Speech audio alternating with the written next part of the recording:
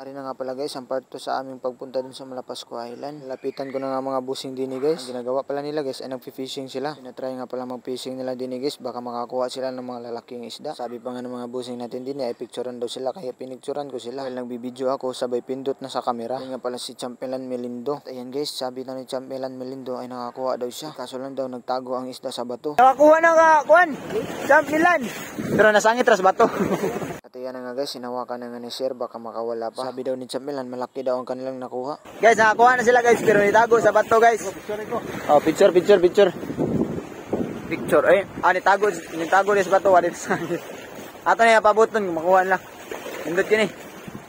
Lapu-lapu daw. Sabi ng ating mga busing guys ay lapu-lapu daw ang kanilang nakuhang isda. At rin naman ating teammates guys, sobrang saya nila sa kakapicture dahil maganda daw ang view. Dahil nandito na tayo guys, susulitin natin. Kinumusta ko na pala si Champelan Melindo din guys. Sabi ni Champelan guys ay nahihirapan daw siya. Kaya tsagaan mo na lang Champ. Siyempre naman guys, move forward na tayo guys. Siyempre, sheesh! Video handi ha.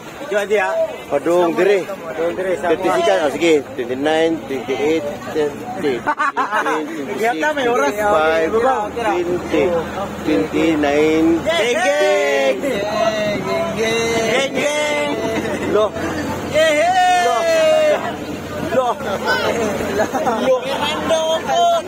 Allah. Ikaw. Message mo dito Fernand, message. Dapat burn. Let's burn. Oh. Nga.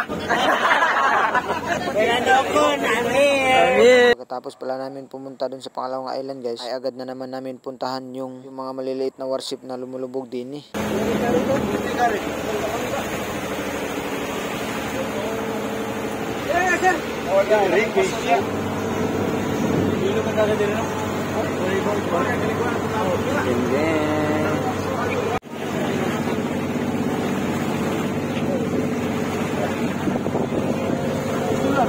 Malapit na pala kami guys dun sa mga lumulubog ng mga Japanese warship. Ramsey. Pwede mo maka-samsaw kini na sunken ship, supposedly Japanese nagamay nga warship. At nandini na kami guys. Nandyan nga pala sa ilalim ng tubig guys yung mga maliliit na Japanese warship. Kaya rin na guys, sinagis na ni Kuya yung lubid para maitali dun sa isang bangka. Sabi raw sa mga nakatira dini guys ay meron daw mga maliit na mga Japanese warship. Kaya rin guys, agad naming pinuntahan dini. At yan na nga guys, nagsitalo na sila para makita nila yung Japanese warship. Hindi na nga ako tumalon guys kasi maginaw na. Kinunan ko na lang sila ng video guys. Binilisan na nila ang pagtalon at paglangoy guys dahil maabutan kami ng pagbaba ng tubig. At baka pag uwi namin masayid yung sinasakyan naming bangka.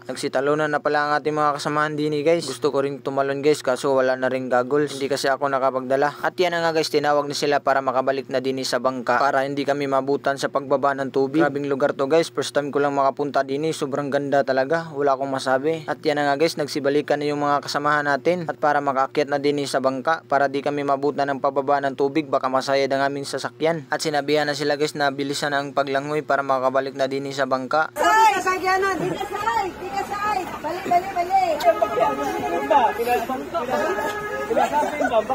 na sila guys.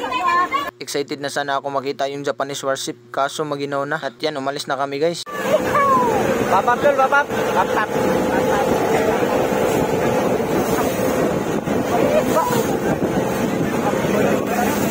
At syempre guys, sa ilang minuto namin paglayag ay nakarating na kami din sa aming uuwian guys. Yan guys, nagsignal na si Kuya dahil mababa na yung tubig. Baka masayad pa rin sinasakyan naming bangka. Naog namin guys. Geng. Sabi yung post na geng. Ano man ko? Geng. Coach. Man pagkatradaw. Coach, geng.